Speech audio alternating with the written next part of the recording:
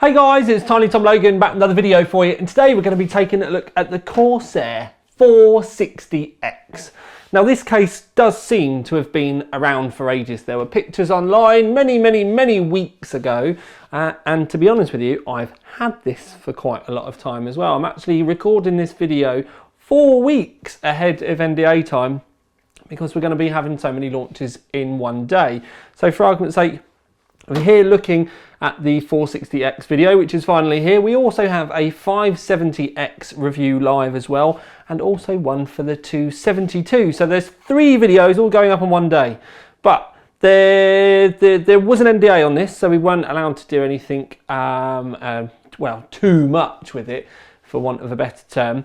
But it was all due to come out on the 21st of November. Now what we're going to do is, the 460X is obviously loosely based on the original 400C. So what I'm going to do is show you the kind of a comparison between the two and talk about the 2 different sorts of specs as well. So the 460X, there are going to be 2 models. There is going to be the RGB and then the non-RGB model. The RGB model does come with 3 of SP120 RGBs in the front, but no rear 120mm fan at all. But the non-RGB model comes with a red single 120mm fan in the front and then a black 120mm exhaust at the back. When we put the cases head to head, it's quite clear to see that we have a large glass panel on the front of the 460X. In case you're thinking that it's damaged, I've actually just not peeled the protective plastic off the front of the case yet. I was going to save that for a funny video where we get all sexual about pulling it off. And there are 4 large screws holding the front of the case on. So with the front panels off, first things first is, again, we have the large glass panel, and it is actually completely removable as well. We can easily lift it away from the frame of the case, and the screws go right the way through to the actual case itself, from the very outside right the way through to the chassis of the case itself.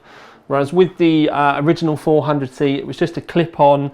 You know, there's nothing particularly special there. The screws for the metal bit on the front, you can actually unscrew if you like. And then the other thing that's a bit different is the dust filter. Because with the 400C, it was just a very simple kind of slim clip-on affair. But with the 460X, it's actually pretty much the entire front of the case. And what they've also done is gotten rid of all of the grills and like multiple fan mounts on the 400C for an open affair on this. And obviously that's a lot better because it means you just get an uninterrupted view of the fans itself.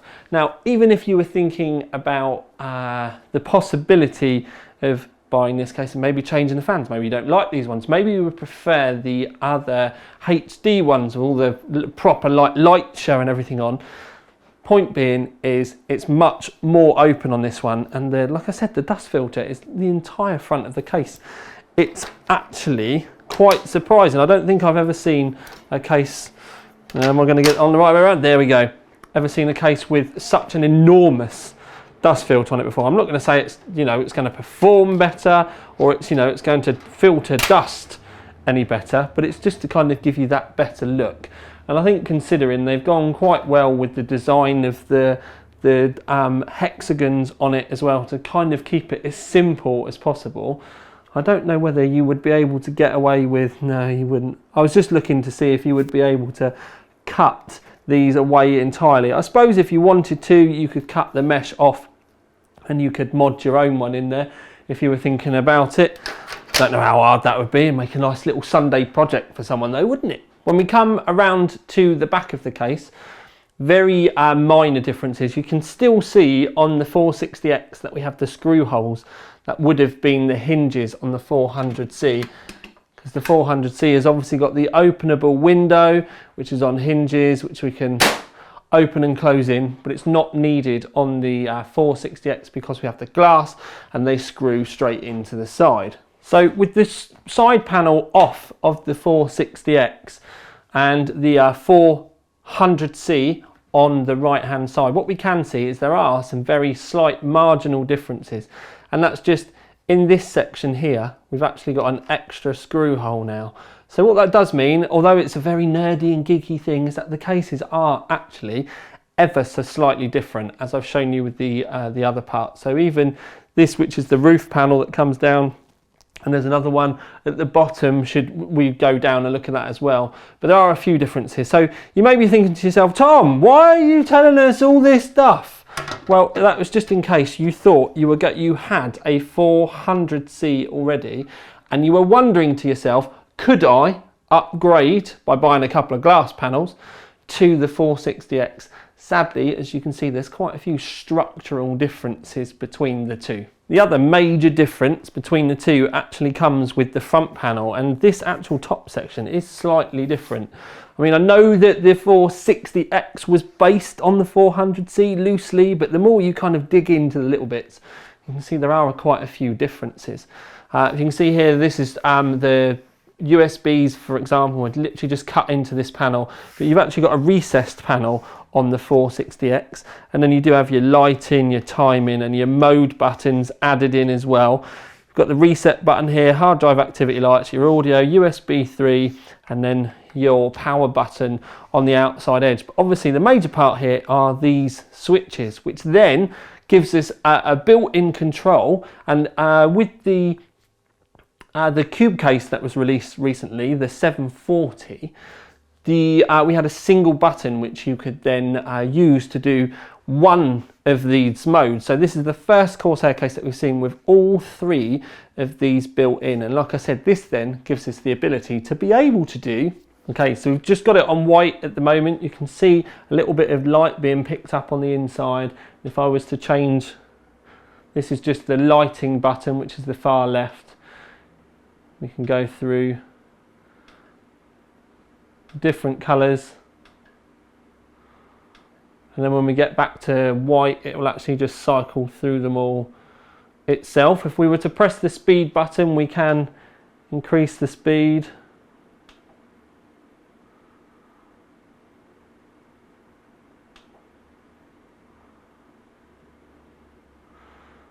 Then if we go back, there's also the mode button that we can do as well.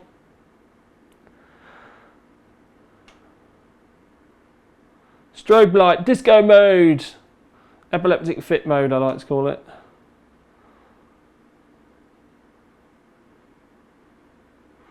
Now that is flashing really fast. Oh, this is the one that just goes through all of them. We can actually slow that down by hitting the speed mode as well.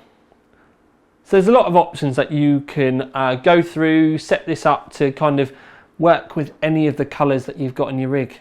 Comes like this. If you've got a red motherboard, you could have it on red if you wanted. I've obviously put white parts inside the case just so that it highlights out through the slight smoke on the glass, but you do get the idea. With the lights down a bit lower and them on what I would call my favourite kind of mode, you've got them in on the white, which then highlights, yes, I've got white hardware in here, but if you had the red on your graphics card or the silver on your graphics card or anything like that, helps bring out those elements.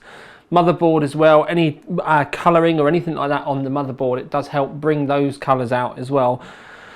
Cables, all of that sort of thing, you get the kind of angle that I'm going with. But anyway, I do like it because it does bring those through, and with the massive window and everything, it all does just kind of work. The one thing I would say that, and this is the reason why I've done it slightly darker with the other kind of normal lights on, is there's no way to dim the fans, you know, and turn the brightness down a little bit. You've pretty much just got them on or off, or with one of the modes on or something, should you wish.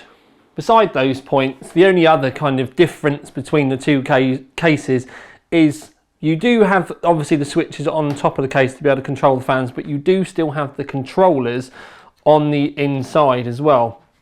So while the fans still need to go into a motherboard header, or we've got ours wired into a fan out cable from Molex, you do still then have to plug the lights into the controller, which is down here. It comes with 3 of the fans. You can then add in another 3 more, and then you do still have another controller up here which is for the mode, color and the speed setting. So this switch here is pretty much exactly the same as the one that you've got at the front of the case. The controller packs, the fact that it comes in with it, I mean, you can just get the fans on their own so that you can add 3 more in should you wish, but the controller packs do actually have a reasonably decent value, and it did bump the prices up with the fan kits as well. So the fact that you do get one of these built in, you can expand it, have them in the roof. I mean, you can get 2 more fans in the roof and then another one in the back, and that does mean that you've got enough connections here to be able to do that. So you wouldn't need to do anything other than buy the fans themselves. But other than that, other than those bits, it is pretty much the same as the 400C. As you can see though, because of the extra cables and stuff with, you know, the extra fans, we've not tried to spend too long clipping them all up. But if, you know, you wanted to make a big display of the back of your case, it's going to take a bit of work to kind of get it all in and get it all tidy. Where they're not kind of you know, like a generic connector for these as well, if you did want to cut them and shorten them, it would turn into you know, a fairly lengthy job. But it's not impossible for those of you out there that are, you know, looking for something or a mod project that you can do of a weekend. I mean, you know, it might take you a few hours per, you know, per section that you were trying to do, but you could get there if you were patient enough. When we talk about the rest of the case, it's all the same as the 400C. You've got the power supply cover down at the bottom, which is removable. With my original one, I did remove it as well. One thing I will say about the 400C review is there is a full version on the channel if you would like to go and watch that. So you get all the rundown on the stock case before you can think about the 460X. So you've got the removable power supply cover down in the bottom. You can run your fan either way once you've pulled it out. As we've said, we've got the 3 fans in there. There's a normal ATX layout. On the roof, you do get a cover, and you can remove this to see that the fact that you can get 220mm fans in the roof, and they are offset or 240mm fans. There's enough room above for you to be able to plug the 2 140s in above the motherboard. But I wouldn't suggest this case for one of the 140mm AIOs. With the 120mm, the 120mm with big RAM sticks like the Corsair Dominator Platinums, you are going to get a clash. But if you're going to run something like the LPX modules, then you would just be able to get a set of fans in the roof and your AIO, no matter which way round you decided to put them. But you could get those in there as well. So you could put an AIO in the roof. Graphics card wise, there's enough room there to put the biggest graphics cards possible, but just to put a number on it. So from the under the PCI bracket to the fan, you're looking at 340mm. If you're worried about getting radiators and stuff in, what I would do is measure your graphics card, minus that from 340mm, and then that will give you the distance gap that you'll have to be able to have as radiator or free space from the end of your fan forward. So I've given you the measurement that doesn't include the fans at the front, which is the standard 25mm thickness. Right, so we're on to the conclusion. We've had a clothing change because we've also had a date change, and thankfully we've had a price change as well. The original prices that I had been given were apparently wrong, and they've changed them, and they're a lot cheaper, which makes my life in the conclusion significantly easier. So the original 400C with the swingy outy door, no glass, is £89. I've got my little post-it note here with the prices on. If you go for the non-RGB case, which has got a red 120mm fan in the front and a normal 120mm fan in the back, you're looking at 119 for that. So you end up getting charged 30 quid for the glass, which I don't think is too bad, because glass isn't cheap, and it's not just that they've just chucked glass at it. As I've shown you, there are some structural changes. They've made a lot of changes to be able to get them in, adding the threads, which means new tooling and new folds. So there's a lot more that goes on behind the scenes than you might think. So for 30 quid, I don't think that's that bad. And they've done a really good job on the front, as I've shown you with that dust filter. I really like the way that they've gone about it. It shows that they've paid a little bit of attention. If you then want to go move up to the RGB set, one thing I will say is 120 quid without RGB. If you were to go and buy those 3 fans and the controller that you need in the back, they're 50 quid. Whereas we go from 120 to 149 for that. So you end up saving yourself 20 quid on the fans.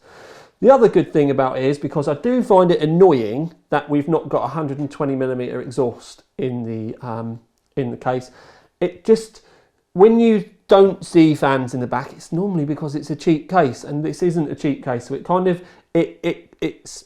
a bit gritty for me. It doesn't sit well. But anyway, because we have got the controller in the back, there are 3 extra fan spots in the case that you could fill if you wanted.